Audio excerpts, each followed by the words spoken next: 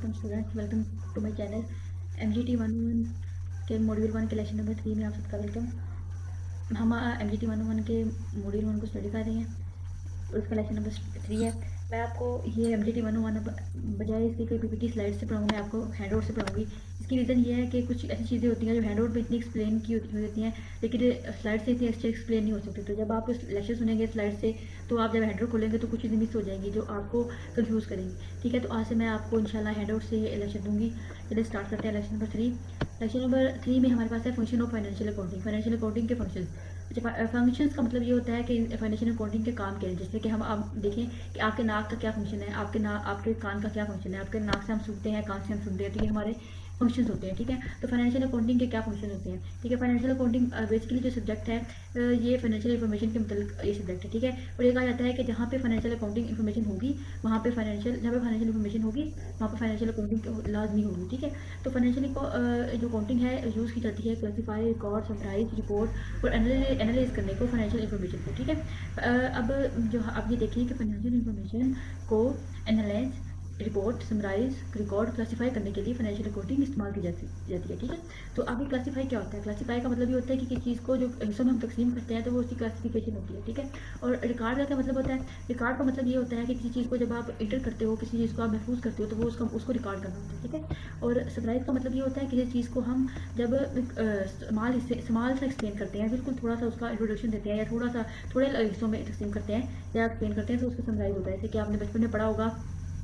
कि आप इस लेसन की समरी लिखिए, खुलासा लिखिए, तो आप उस पूरे लेसन को एक पैराग्राफ में मतलब एक्सप्लेन कर दिया करते थे। तो ऐसे ही कि फाइनेंशियल अकाउंटिंग फाइनेंशियल इन्फॉर्मेशन को समराइज भी करती है। ठीक है, रिपोर्ट क्या होता है। रिपोर्ट का मतलब ये होता है कि जैसे कि आप रिपोर्ट का मतलब ये है कि फॉर एग्जाम्पल आपने कहीं पहुंचना है, तो आपने वहाँ पे जाकर इतला करनी है कि ये मेरा रिपोर्टिंग टाइम है, फला टाइम पे मैंने ये पहुंचना है। ठीक है, तो रिपोर्ट का मतलब यूनी मानी में आता है। ठीक है, और इसमें हम ये कि फाइनेंशियल इन्फॉर्मेशन को रिपोर्ट भी किया जाता है फाइनेंशियल अकाउंटिंग के जरिए। ठीक है, और एनालाइज भी किया जाता है फाइनेंशियल इन्फॉर्मेशन को। इन सब चीज़ों को हम आगे इंशाल्लाह डिटेल में डिस्कस करेंगे।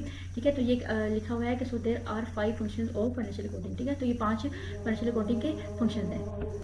ठीक है, तो नेक्स्ट है कि हमारे पास फर्स्ट फंक्शन क्लासीफाई। ठीक है, फाइनेंशियल इन्फॉर्मेशन को क्लासीफाई किया जाता है 5 मेन हेड्स में। ठीक है, फाइनेंशियल अकाउंटिंग के अंदर जो हमारे पास पहला जो उसका यूज़ है क्लासिफिकेशन, क्लासीफाई करने का, उसको 5 हिस्सों में जो फाइनेंशियल अकाउंटिंग फाइनेंशियल इन्फॉर्मेशन को क्लासीफाई करती है। ठीक है, 5 मेन हेड्स होते हैं। ठीक है, पहला इसका हेड है एसेट्स। ठीक है, सेकंड है लाइबिलिटी, थर्ड है इनकम, एक्सपेंसेस, ओनर्स इक्विटी। ठीक है, अब ये 5 मेन हेड्स हैं। ठीक है, इनको हम डिटेल में आगे डिस्कस करेंगे।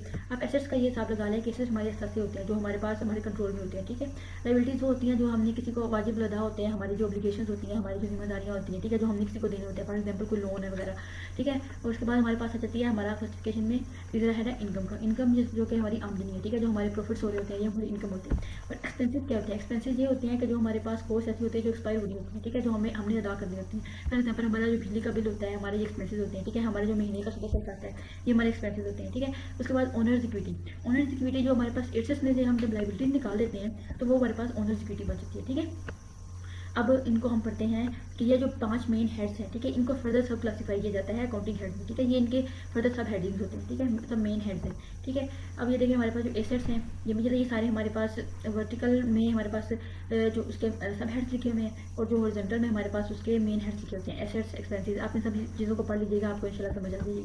ठीक है, अब हम इसके फाइनेंशियल अकाउंटिंग का जो सेकंड यूज़ है उसको हम डिटेल में पढ़ते हैं, रिकॉर्डिंग। ठीक है, एक सेकंड फंक्शन है, इसमें यह है कि फाइनेंशियल इन्फॉर्मेशन है recorded in the book of account according to prescribe rules. कुछ अकाउंटिंग बुक में जो मतलब दर्ज करने के जो रूल्स होते हैं, उन रूल्स के अकॉर्डिंग रिकॉर्ड की जाती हैं। ठीक है, इस यूज में उसके बाद समराइज नहीं होता है कि उसको किसी और बुक के अंदर बुक ऑफ अकाउंट में समराइज किया जाता है। ठीक है, और ये समराइज क्यों प्रिपेयर की जाती हैं, इनको जिस अकाउंट में प्रिपेयर किया जाता है उस अकाउंट को लेजर अकाउंट भी कहा जाता है। अब इस लेजर अकाउंट को हमने नेक्स्ट डिटेल में इंशाल्लाह पढ़ेंगे। रिपोर्टिंग है, रिपोर्टिंग में यह है कि the result of summaries of each accounting has reported to the user of financial information by preparing the financial statement. ठीक है, फाइनेंशियल स्टेटमेंट्स को प्रिपेयर किया जाता है और ये दूसरे यूजर्स को रिपोर्ट की जाती है, दूसरे यूजर्स को बताई जाती है कि ये समझी है और ये हम रिपोर्ट करें। ठीक है, एनालाइज में ये होता है कि finally the facts reported by the reported are analyse for certain decision making purpose. किसी भी डिसीजन मेकिंग पर्पस के लिए ये जो है फैक्ट्स ऑफ रिपोर्ट्स को एनालाइज किया जाता है। ठीक है, नेक्स्ट है हमारे पास एलिमेंट्स ऑफ फाइनेंशियल स्टेटमेंट्स। ठीक है, अब एलिमेंट्स क्या होते हैं फाइनेंशियल स्टेटमेंट के। तमाम जो फाइनेंशियल इन्फॉर्मेशन और बिजनेस एंटिटी, इनको 5 मेन हेड्स में तकसीम किया जाता है, जो हम पीछे पढ़ के आए थे ना, एसेट्स, लाइबिलिटी, इनकम, यूटीसी, ठीक है। ये 5 मेन हेड्स हैं, ठीक है। और इन जो हेड्स को इनको फाइनेंशियल स्टेटमेंट के एलिमेंट भी कहा जाता है, ठीक है। और ये किसके अकॉर्डिंग कहा जाता है, ये conceptual framework of financial reporting by IFRS, ठीक है। ये एक ऑर्गेनाइजेशन है, ठीक है। ये स्टैंडर्ड बनाती है, IFRS, international financial reporting standard, ठीक है। इसके मुताबिक जो ये मेन हेड्स हैं इनको एलिमेंट्स भी कहा जाता है, ठीक है। अब इनको हम 1 बाय 1 डिस्कस करते हैं। फर्स्ट वन में ये है कि एसेट्स क्या होते हैं। Assets are the resources in control of the entity as a result of past event for किसी भी पास्ट इवेंट में कोई भी जो रिसोर्सेज किसी भी एंटिटी के होते हैं और उसके कंट्रोल में होते हैं वो एसेट्स होते हैं, ठीक है। For which there is a probability, जिनके लिए ये प्रोबेबिलिटी होती है या ये एक पॉसिबिलिटी होती है कि there will be an outflow of economic benefits to the entity in the future, ठीक है। किसी भी एंटिटी के फ्यूचर में कोई भी इकोनॉमिक बेनिफिट्स होगा, इन्फ्लो होगा, ठीक है, उसके जो आमदन है उसमें इजाफा होगा, ठीक है। ये वो एसेट्स होती हैं, ठीक है। आपने इस बात को माइंड में रखना है कि जो एसेट्स हैं उनके लिए प्रोबेबिलिटी होती है इनफ्लो ऑफ इकोनॉमिक बेनिफिट होगा, ठीक है, यानी कि उसके इकोनॉमिक बेनिफिट में इजाफा होगा, इनफ्लो होगा यानी कि उसके अंदर वो चीज़ ऐड होगी, ठीक है। Second one is liability. Liabilities क्या होती हैं, लाइबिलिटीज़ प्रेजेंट ऑब्लिगेशन होती हैं, ठीक है। ये भी 5 इवेंट से अलाइव होते हैं, ठीक है। और वहाँ इसके लिए प्रोबेबिलिटी ये होती है, ये अपने रेफरेंस माइंड में रखना है कि वहाँ पर आउटफ्लो ऑफ रिसोर्सेज, मतलब ये होता है कि उसके अंदर रिसोर्सेज का कम होने का खदशा होता है फ्यूचर के अंदर, ठीक है। लाइबिलिटीज़ क्योंकि हमारे पास फॉर एग्जांपल 1 लाख रुपए है तो हमारे पास ये लाइबिलिटी है कि हमें 15,000 बैंक को देना है, तो हमारे जो रिसोर्सेज हैं उसमें हमारे पास कमी होगी यानी उनमें से रिसोर्सेज में से निकलेगा, ठीक है। तो वो इसका मतलब ये होगा कि वो हमारे पास जब लाइबिलिटीज़ की बात होगी तो वहाँ पे आउटफ्लो ऑफ रिसोर्सेज होगा, ठीक है। और जब एसेट्स की बात होगी तो तब इनफ्लो होगा, ठीक है। नेक्स्ट हमारे पास है इनकम क्या होती है। नेक्स्ट है हमारे पास इनकम क्या होती है।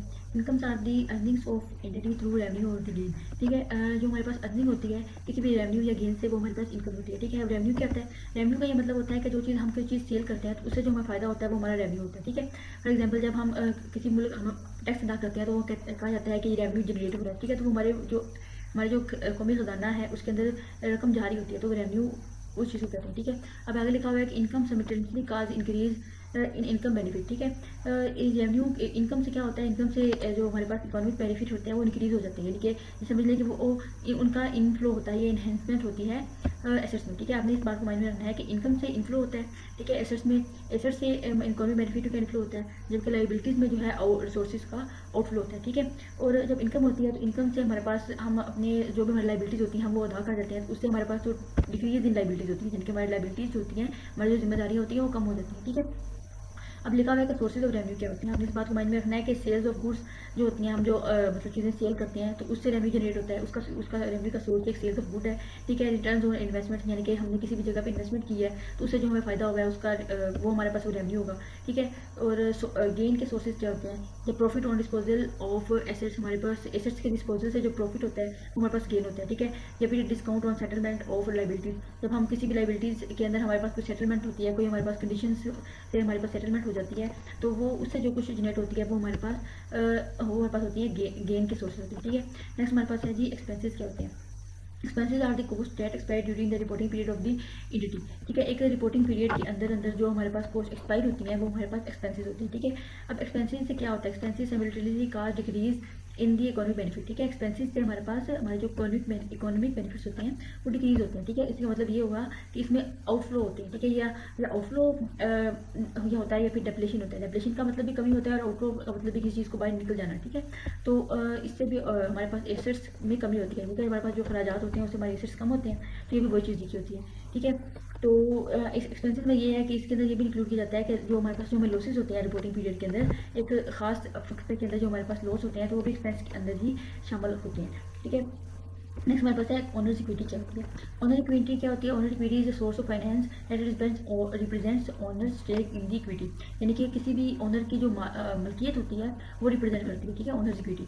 अब owner equity is a residual interest in the assets of entity after deducting all its liabilities. आपको इक्वेशन याद होगी जिसमें होता है कि assets is equal to liabilities plus owners equity, ठीक है। तो ये है कि जब हम लायबिलिटीज़ को अदा कर देंगे तो जो हमारे पास बच जाएंगे एसेट्स वो हमारे पास ओनर्स इक्विटी हो जाएंगे, ठीक है। तो अब ये लिखे हुए कंपोनेंट ऑफ ओनर इक्विटी क्या होती है।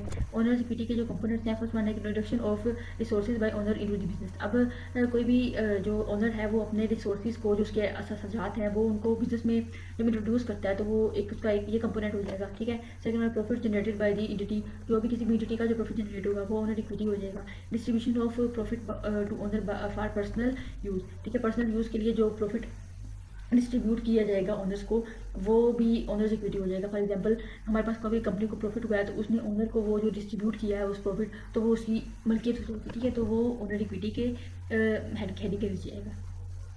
नेक्स्ट हमारे पास है इंटिटी। क्या होती है इंटिटी? हमारे पास कोई एक्टिविटी है, ठीक है, that is undertaken by individual या ग्रुप ऑफ पीपल। किसी भी आदमी या किसी भी आदमियों के ग्रुप के जो एक्टिविटी करेगा किसी भी पर्पज़ के लिए, वो इंटिटी कहलाएगा, ठीक है। और ये प्रॉफिट का फंक्शन पर्पज़ हो सकता है या नॉन प्रॉफिट हो सकता है, ठीक है।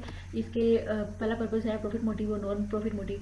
प्रॉफिट मोटिव में बिजनेस आएगा जिसमें इकोनॉमिक बेनिफिट होगी, ठीक है, और जो दूसरा नॉन प्रॉफिट मोटिव है उसमें वेलफेयर ऑर्गेनाइजेशन जो भी एक्टिविटी करेगी तो वो फिर नॉन प्रॉफिट मोटिव होगा, ठीक है। उसके बाद ये जो वेलफेयर सोसाइटी कोई भी मोटिव के लिए एंटिटी कोई भी एक्टिविटी करेगी, ठीक है, वो वॉलंटियर करेगी, ठीक है, तो वो हमारे पास नॉन प्रॉफिट होगा, ठीक है।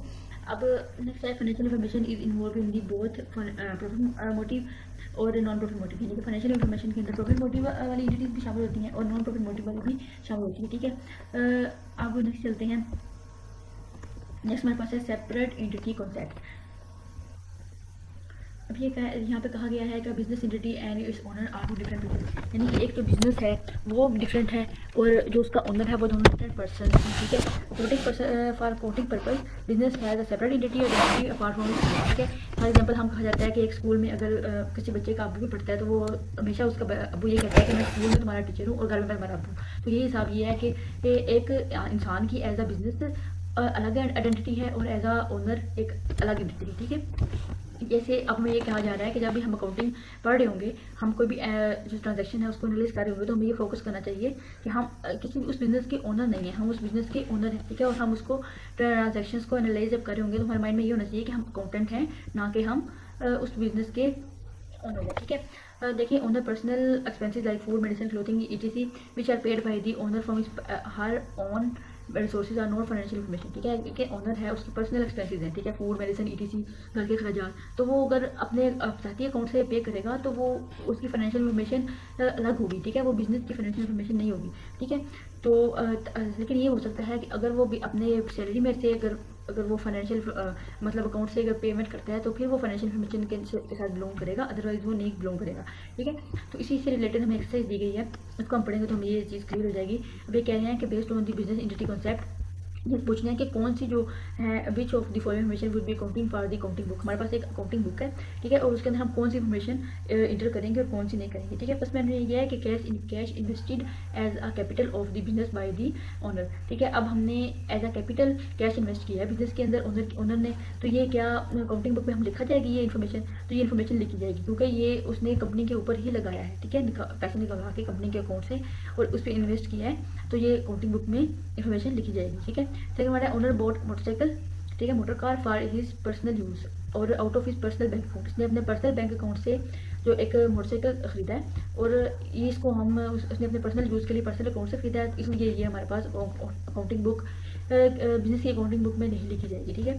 थर्ड वन है owner use a part of his residential building, ठीक है, for a business godown for which he was paid rent out of the business bank account, ठीक है। एक ओनर है उसकी जो रेजिडेंशियल बिल्डिंग है जहाँ पे वो रहता है उसने उसको दिया है कि यहाँ पे आप गोदान में यहाँ पे इसे एज अ गोदान यूज़ कर लें और वो फिर बिजनेस बैंक अकाउंट से उसका जो किराया है वो निकाल लेते हैं, तो ये क्योंकि उसकी अपनी रहाइश है और उसका किराया मांग रहा है तो इसलिए इसको हम अकाउंटिंग बुक की जो में दर्ज करेंगे, ठीक है। फोर्थ वन है owner took loan for his daughter marriage from a friend, इसने अपने फ्रेंड से लोन लिया, ठीक है, अपनी बेटी की शादी के लिए, तो इसका कोई असर नहीं होना चाहिए बिजनेस की अकाउंटिंग बुक के अंदर, ठीक है, तो ये भी नहीं होगा।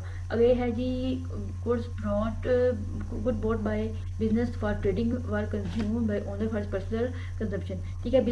इसने क्या किया है कि जो भी ट्रेडिंग थी वो अपने पर्सनल कंजम्पशन के लिए उसने अपने ऊपर खर्च जो है ना कंज्यूम किए, लेकिन इसने जो गुड्स हैं वो खरीदी बिजनेस ने थी, ठीक है, बेशक उसने अपने पर्सनल कंजम्पशन के लिए यूज़ किए हैं लेकिन वो खरीदी बिजनेस के अकाउंट से हैं, ठीक है, तो इसलिए इसको हम बिजनेस कोड बुक में लिखेंगे, ठीक है। और इससे ये होगा कि this transaction will decrease the stock balance of the business का जो स्टॉक बैलेंस है वो डिक्रीज होगा, ठीक है, तो इसलिए इसे हम अकाउंटिंग बुक ऑफ बिजनेस में इंफॉर्मेशन को राइट डाउन करेंगे। आज के लेक्चर के लिए इतना ही, उम्मीद है आपको पसंद आया होगा। अगर आपको किसी बात की समझ नहीं आई तो आप मुझसे कमेंट में पूछ सकते हैं या व्हाट्सएप मैसेज करके पूछ सकते हैं। And thank you so much.